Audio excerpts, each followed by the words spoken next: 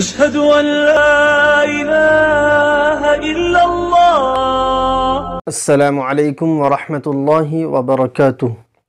শ্রোতা, আশা করি আপনারা ভালোই আছেন। আলহামদুলিল্লাহ, আমিও আল্লাহ পাকের রহমতে খুবই ভালো আছি। আজকে আমরা আলোচনা করব কোরআন শিক্ষার সহজ পদ্ধতি পর্ব নাম্বার 7, অর্থাৎ তানবিন এবং নুন সাকিন। নুন সাকিন কাকে বলে? আমরা দেখতে পাচ্ছি নুন সাকিন মূলত নুনের উপরে জজম থাকলে তাকে নুন সাকিন বলা হয়। নুন সাকিনের আওয়াজ কীরকম হবে? তানবিনের আওয়াজ এবং নুন সাকিনের আওয়াজ একই রকম। এর মধ্যে পার্থক্য হচ্ছে তানবিন লিখতে আলাদা এবং নুন সাকিন লিখতে আলাদা, কিন্তু এদের আওয়াজ একই রকম।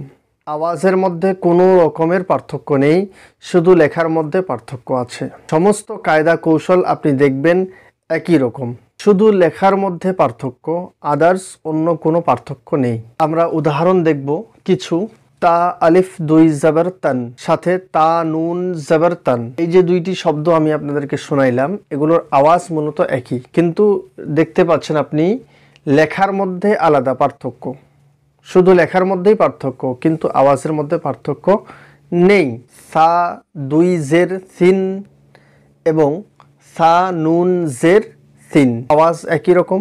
জিম দুই পেশ জুন এবং জিম নুন পেশ জুন, একই রকম আওয়াজ, কিন্তু লেখার মধ্যে শুধু পার্থক্য। তানবিনের উদাহরণ দেব।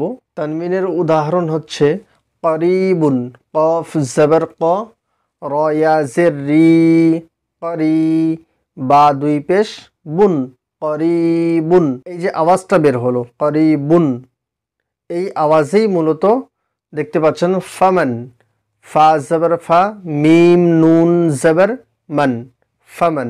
এর মধ্যে কোনো রকমের পার্থক্য নেই, আওয়াজ একই রকম, আওয়াজের মধ্যে কোনো রকমের পার্থক্য নেই। আপনাকে শুধু লেখাটা দেখতে হবে, লেখার মধ্যে কি আছে। আপনাদেরকে ধ্যান রাখতে হবে নুন সাকিন কখন হয়। নুন সাকিন মূলত নুনের উপর জজম থাকলে তাকেই নুন সাকিন বলা হয়। তানবিন এবং নুন সাকিনের আওয়াজ একই রকম। আপনি যেখানেই পড়ুন না কেন, কোরআন শরীফের ভিতরে পড়ুন, নুরানি কায়দার মধ্যে পড়ুন, বাগদাদি কায়দার মধ্যে পড়ুন, অথবা ইয়াসান্নাল কোরআনের মধ্যে পড়ুন, আপনি যেখানেই পড়ুন না কেন, আপনি তানবিন এবং নুন সাকিনের আওয়াজটাকে আপনাকে একই রকম রাখতে হবে। শুধু লেখার মধ্যে পার্থক্য, কিন্তু আওয়াজের মধ্যে কোনো রকমের পার্থক্য নেই।